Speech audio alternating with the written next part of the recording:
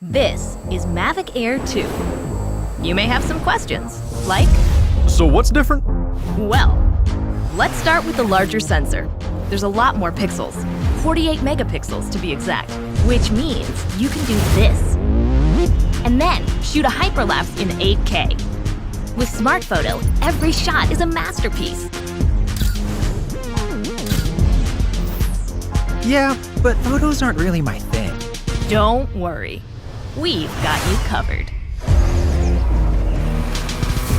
It also does 4K 60p video. You can also slow things down. Way-do.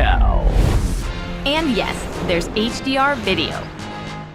How's the flight time? It's fantastic.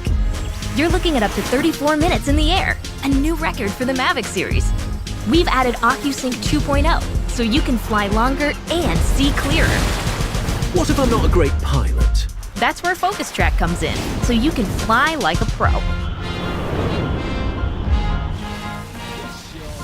Or just press a button. Here's the best part: automatic obstacle avoidance. Okay, but what do I do with all these shots? Here's an idea. Use the DJI Fly app to edit and share your moments with just a tap. So, what's different? A whole lot.